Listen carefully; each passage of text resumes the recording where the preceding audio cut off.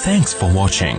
Don't forget to like, comment, share and subscribe to Mufti Tariq Masood, famous scholar. تو planning کرتے کرتے کرتے کرتے بڈھا ہو جاتا ہے اور بالفرض اگر پلاننگ روک دے تو اب اس پلاننگ سے فائدہ اٹھانے کے لیے زندگی بہت تھوڑی بچی ہے, بہت تھوڑی زندگی بچی ہے, بہت تھوڑی. اور اکثر لوگ تو اچانک بیٹھے بیٹھے اٹیک ہو گیا, شوگر لیول ہائی ہوا, گردے ڈیمیج ہو گئے, ایک دم موت کی طرف لڑکتے ہیں. تو میرے بھائی, قرآن مجید جو بار بار کہہ رہا ہے کہ یہ دھوکے کا گھر ہے, دھوکے کا گھر ہے, اعلموا, یقین کر لو, جان لو, انما الحیات الدنیا لعب ولہو, کہ دنیا کی زندگی کھیل ہے, تماشا ہے, اور کیا ہے, متاع الغرور, دھوکے کا گھر ہے. بار بار جو قرآن کہہ رہا ہے یہ اس لیے کہہ رہا ہے کہ یہ واقعی دھوکہ دیتی ہے انسان کو. ہم یہ سمجھتے ہیں کہ دنیا مجھے دھوکہ نہیں دے رہی, یہ بہت بڑی بھول ہے. دیکھو, ایک شخص ہے جس کے بارے میں محلے والے یہ بتائیں کہ یہ دھوکے باز ہے, تو عین ممکن ہے آپ بولو بھائی کہ محلے والوں کو اس سے کوئی چڑ ہوگی, ہو سکتا ہے یہ دھوکے باز نہ ہو, لوگوں کو اس سے کیا ہو, چھیڑو. کوئی دوسرا شخص آ کے کہتا ہے یہ دھوکے باز ہے, آپ کیسے ہو سکتا ہے بھائی ان کے آپس میں کوئی ذاتی بغض ہو, اس وجہ سے یہ اس کو کیا کہہ رہے ہیں, دھوکے باز. لیکن جب ساری دنیا کہہ رہی ہوگی دھوکے باز ہے, تو آپ کو اس سے معاملات کرنے میں احتیاط کرو گے کہ نہیں کرو گے؟ آپ کہو گے یار اس سے لین دین میں اب احتیاط بہرحال ضروری ہے, کہ یار یہ ایسا ہے نہیں جیسا نظر آ رہا ہے. تو پیسوں کے لین دین میں آپ کیا ہو جاؤ گے, ہوشیار. تو یاد رکھو, قرآن مجید میں اللہ تعالیٰ کا ارشاد ہے, وَمَنْ أَصْدَقُ مِنَ اللَّهِ قِيلًا, اللہ سے زیادہ سچی بات کس کی ہو سکتی ہے, اللہ سے زیادہ سچ کون بول سکتا ہے. اللہ نے قرآن میں درجنوں جگہ پہ بتایا کہ یہ دنیا دھوکے کا گھر ہے. یا ایھا الناس ان وعد اللہ حق فلا تغرنکم الحیات الدنیا ولا یغرنکم باللہ الغرور. اے لوگو, اللہ کا وعدہ سچا ہے, جس کل کو تم کل سمجھ رہے ہو وہ حقیقی کل نہیں ہے, حقیقی کل کوئی اور ہے.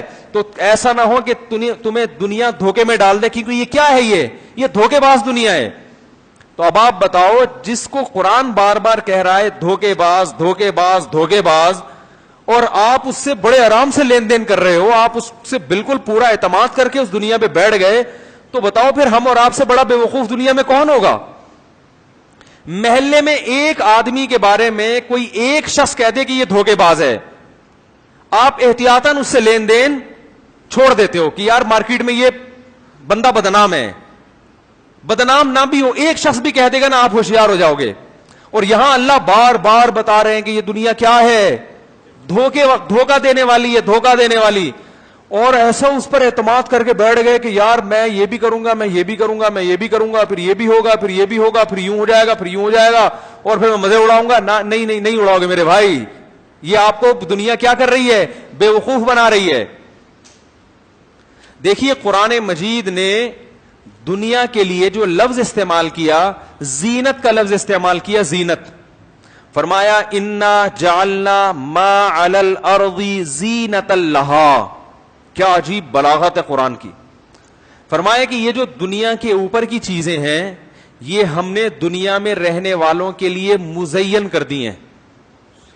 خوب اچھی طرح بات کو سمجھنے کی کوشش کریں.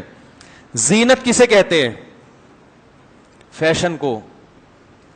کوئی دلہن کو زیب و زینت سے آراستہ کیا جاتا ہے نا, تو کیا مطلب, چاہے وہ خوبصورت ہو یا نہ ہو, اس کو زیور سے آراستہ کر کے, ڈسٹمپر کے ڈبے خالی کر کے اس کے اوپر اس کو بہرحال خوبصورت بنانے کی کوشش, بولو بھائی, کی جاتی.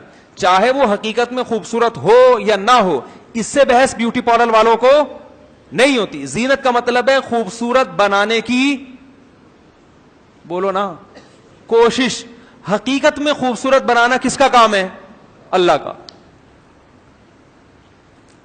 تو زینت کا مطلب ہے کہ کوئی چیز حقیقت میں اچھی ہو یا نہ ہو, دیکھنے میں بہرحال, بولے نا بھائی, اچھی لگے. تو زینت کا مطلب ہوتا ہے کسی چیز کو آراستہ کر دینا. تو اللہ نے قرآن میں کہا انا جعلنا ما علی الارض، زمین کے اوپر جو کچھ ہے یہ ہم نے آراستہ کر دیا ہے، دیکھنے والوں کو اچھا لگتا ہے، اچھا ہے نہیں، یہ لگے گا بہت اچھا لیکن اتنا اچھا ہے نہیں جتنا اچھا لگ رہا ہے تمہیں. کتنی بڑی حقیقت اللہ نے بیان کر دی. تو اب ہم کیا کریں؟ اللہ اگر اچھا لگ رہا ہے لیکن ہے نہیں تو ہم کریں کیا؟ پھر چھوڑ دیں اس کو؟ بھائی سوال پیدا ہوتا ہے جب اچھا لگ تو رہا ہے نا، بہرحال اب کیا کریں؟ ہم تو جو چیز ہمیں لگے گی ہم تو اسی پر عمل کریں گے نا. بھائی گاڑی اوپر سے بھی تو دیکھی جاتی ہے نا، اچھی لگ رہی ہے کہ نہیں لگ رہی. تو یا اللہ ہم کیا کریں؟ چھوڑ دیں اس دنیا کو؟ اللہ نے فرمایا نہ چھوڑو نہیں، میں نے اچھا لگایا اس لیے ہے کہ تاکہ تم اس کو حاصل کرو، لیکن بتا دیا کہ یہ اچھی ہے نہیں اتنی، لہذا اس کو دل دینے کی کوشش بولو نا بھائی نہیں کرو. اتنی اچھی نہیں ہے کہ دل پکڑا دو اس کو. تو آپ ہر چیز پہ فرق کر رہے ہو، یہ میری ہے، یہ میری ہے، یہ میری ہے، یہ میری ہے. یہ نہیں دیکھ رہے کہ بھائی اس کے ڈاکومنٹس اوریجنل نہیں ہیں. یہ جو آپ کے نام آپ کو گھر ملا ہوا ہے اس کے جو اوریجنل ڈاکومنٹس ہیں یہ اوریجنل نہیں ہے. ابھی تھوڑے دنوں میں مرو گے، یہ گھر آپ کے وارث ہوگا، وہ آپ کا نہیں ہوگا. اور مرنا بہت قریب ہے، 10 12 15 16 سال کی کہانی ہے. 60 سال میں انسان ذاتی گھر بنانے کے قابل ہوتا ہے اکثر، اور 60 سال کے بعد موت کا فرشتہ دروازے پہ دستک دے رہا ہوتا ہے. وہ کہہ رہا ہوتا ہے دروازہ کھولو اور میں تمہاری روح نکالوں. یہی بات پیغمبر سمجھا رہے ہیں کہ یہ تمہاری صحت، یہ تمہاری عزت، یہ تمہاری دولت اگرچہ تمہاری ہے مگر یہ حقیقت میں تمہاری نہیں ہے. اس کے جو ڈاکومنٹس تمہیں دیے گئے ہیں وہ اوریجنل نہیں ہے. جیسے آپ چمن کی گاڑی کو روڈ پہ لے کے چلائیں، جب تک پولیس والا نہیں روکے گا آپ کی ہے. جس دن پولیس والے نے اشارہ کر دیا اس دن پھر یہ پولیس والے کی ہو گئی، آپ کی. بولو بھائی، خود بھی اندر گاڑی بھی اندر. تو یہ جو آپ کا گھر ہے بحریہ ٹاؤن میں، آپ کا ماشاءاللہ 1000 گز کا بنگلہ ہے، اور ادھر 200 والے میں بھی آپ نے انویسٹمنٹ کی ہوئی ہے، اور ماشاءاللہ ایک فیکٹری ادھر بھی بنا لی، ایک ادھر بھی بنا لی، اور آپ کا گرین کارڈ بھی مل گیا آپ کو ماشاءاللہ. بھی آپ اگلے ہفتے امریکہ جا رہے ہیں، آپ کا فیوچر بہت روشن، بچے بھی سارے نیک پیدا ہو گئے آپ کے. اتفاق سے بیگم کی آپ کو نیک مل گئی، اور اتفاق سے ساس سسر بھی آپ کے مزاج کے مل گئے. آپ کی بڑی ہنسی خوشی زندگی، اور زندگی آپ کو گویا مل گئی. تو اللہ بتا رہے ہیں کہ یہ تمہیں ملی ہے مگر اس کے ڈاکومنٹس اوریجنل بولو بھائی نہیں ہے. 1 سیکنڈ لگے گا، جیسے کسی پولیس والے نے دیکھ لیا نا آپ کو چمن کی گاڑی لے کے اور اس نے ہاتھ دیا اور بس آپ کو دن میں تارے نظر آئے، وہ 25 لاکھ یا 25 کروڑ آپ کے 1 سیکنڈ میں گئے. اس کے لیے ضروری ہے کہ یا تو خود پولیس میں ہو. کیا خیال ہے؟ تو دنیا سے دل لگانا اگر چاہتے ہو تو موت کا فرشتہ بن جاؤ. یعنی موت کس کے قبضے میں لے لو؟ اپنے قبضے میں، کہ آپ سے آپ کی مرضی کے بغیر کوئی دنیا چھڑا نہ سکے. میں سمجھا پا رہا ہوں اپنی بات؟ یعنی آپ کے اتنے اچھے تعلقات ہوں. دیکھو اسمگلنگ کی گاڑی آپ جب ہی چلا سکتے ہو جبکہ آپ کے اوپر اتنے اچھے تعلقات ہوں کہ پولیس والا اگر آپ کو ہاتھ دیتا ہے تو ایک کال پہ وہ آپ کو سلوٹ مارے اور بولیں سر جائیے، غلطی ہو گئی، میں نے آپ کو روک لیا تھا. اتنے اچھے اوپر لیول پہ تعلقات ہوں گے تو پھر آپ اس جعلی ڈاکومنٹس والی گاڑی کو چلا سکتے ہیں. اسی طرح میرے بھائی اگر آپ کے عالم بالا میں اللہ کے ہاں اتنے اچھے تعلقات ہیں کہ اللہ جب موت کے فرشتے کو بھیجیں اور کہیں کہ اس کی روح قبض کر لو تو آپ اللہ کو کہہ سکیں کہ اے اللہ فی الحال میرا جانے کا کوئی موڈ بولو بھائی نہیں. اے اللہ میں ابھی اس دنیا سے جانے کے موڈ میں نہیں ہوں، ابھی میں نے بچیوں کی شادیاں کرنی ہیں، ابھی میں نے بیٹوں کی شادیاں کرنی ہیں. اور چونکہ میں مفتی طارق صاحب کے بیان سنتا ہوں تو بچوں کی شادی سے فارغ ہونے کے بعد پھر اپنی بھی شادی کا ایک اور موڈ بنا ہوا ہے میرا. بہت سے لوگ مجھے کہتے ہیں یار اپنی بیٹیوں کی پہلے ہو جائیں پھر ہم اپنی کریں گے. پھر ہم نے بھی ارادہ کیا ہوا ہے. تو میں کہتا ہوں بھائی ماشاءاللہ بڑا اچھا جذبہ ہے، بچیوں کی شادی تو پہلے کرنی چاہیے لازمی، لیکن پھر آپ جذبہ ہی رہے گا پھر. صحیح ہے نا؟ شادی کے لیے جذبے کے علاوہ بھی کچھ صلاحیتوں کا ہونا کیا خیال ہے. لیکن بہرحال ان کا اچھا جذبہ ہے، بچیوں کی ذمہ داری پہلے نمٹانی چاہیے. تو خیر، تو اگر اللہ سے اتنے اچھے تعلقات ہیں، بہت بہترین تعلقات اللہ سے چل رہے ہیں آپ کے، کہ موت کے فرشتے سے آپ نے دوستی لگا لی اور جب فرشتہ آئے آپ یہ کہیں کہ یار فی الحال میرا جانے کا موڈ نہیں ہے, تو پھر تو بھائی آپ دل لگائیں دنیا سے, فخر کریں میرا گھر میری گاڑی. بتاؤ کوئی کسٹم چوری والی گاڑی جس کے ڈاکومنٹس نہ ہو, اس گاڑی پہ کوئی فخر کرتا ہے؟ چمن سے لے آئے آپ گاڑی, دنیا کو بتا رہے میری گاڑی میری گاڑی, لوگ تھپڑ ماریں گے نا کھینچ کے, بولیں گے شرم نہیں آتی جھوٹ بولتے ہیں, یہ تیری گاڑی, ابھی تو سڑک پہ لے کے نکلے گا فوراً پکڑا جائے گا. شو مارنے کے لیے رکشا ہو نا اپنا ذاتی, اس پہ انسان شو مارے اچھا لگتا ہے. اور ایسی گاڑی جو کسی بھی وقت آپ بھی پکڑے جا سکتے ہیں, گاڑی بھی پکڑی جا سکتی ہے, اس کو تو انسان چھپاتا رہے گا. بالکل یہی حماقت آج کا انسان کر رہا ہے. میرا بینک بیلنس, میرے پیسے, میرا اکاؤنٹ, میری تنخواہ, میرا گریڈ. میں تو ہر قسم کے لوگوں سے ملتا ہوں نا صبح و شام, بعض بےچارے آ کے اسی غم میں رہتے ہیں, میں یوں میں یوں میں یوں میں یوں. میں کہتا ہوں بھائی اچھا ہے 5-6 سال رہ گئے, ابھی ٹہلنے والے ہو آپ. جو آپ کے ایج ہے اور جو آپ کا حساب لگ رہا ہے اس سے لگ رہا ہے کہ اب آپ دنیا سے ان قریب جانے والے. غلط چیز سے محبت کرو گے کہ تو فری پھوکٹ کی ٹینشن ملے گی کہ نہیں ملے گی؟ بولو نا بھائی. بھائی آپ نے چمن سے گاڑی, کوئی چمن والا بیان سن رہا ہے تو معذرت یار, وہ مثال چمن کی آ گئی تھی سامنے, ورنہ کوئٹہ سے بھی آتی ہیں ایسی گاڑیاں, وزیرستان سے بھی آتی ہیں. وہ مثال چمن کی آ گئی کیونکہ وہاں ایک دفعہ کسی نے مجھے بتایا کہ گاڑی مل رہی ہے. میں نے کہا اچھا, انہوں نے کہا کاغذ نہیں ہوں گے. میں نے کہا اپنے پاس رکھ لے بھائی اس گاڑی کو تو وہ چمن کی اس لیے مثال ذہن میں آ گئی. دوسرا, چمن میں میرے ایک شاگرد ہیں, وہ لوگ 30 بھائی بہنیں ہیں, تو وہ ویسے ہی مجھے اچھا لگتا ہے چمن, 30 ماشاء اللہ بھائی. تو وہ پچھلے سال ملنے کے لیے آئے. میں نے کہا آپ کتنے ہو گئے؟ کہہ رہے ہیں 32 ہو گئے, اور 18 بیٹے 18 بیٹیاں ماشاءاللہ, اور وہ پورے پلے پلائے ماشاءاللہ, اتنے لمبے تڑنگے. یہ تو فیملی پلاننگ والے کہتے ہیں اتنے بچے ہوں گے تو خوراک نہیں ملے گی. تو میرا ارادہ ہے ان کو لے آ کے میں دکھا دوں, دیکھو اس کو خوراک ملی ہے. تو پٹھان ہے ماشاءاللہ, وہ اتنا قد ہوگا اس کا, تو اور اس کی بھی ابا نے شادی کر دی ماشاءاللہ. تو پوتے پوتیاں پوتے نواسے تو ماشاءاللہ. میں نے کہا الیکشن میں کھڑے ہو جاؤ, اپنے گھر سے اتنے ووٹ ملیں گے انشاءاللہ, کسی کی ضرورت نہیں رہے گی. ٹھیک ہے نا. وہ ایک شخص کے 20-25 بچے تھے نا, تو کسی نے کہا فیملی پلاننگ والے آئے نہیں تمہارے گھر؟ انہوں نے کہا آئے تھے, اسکول سمجھ کے واپس چلے گئے. صحیح, آئے تھے اسکول سمجھ کے واپس چلے گئے.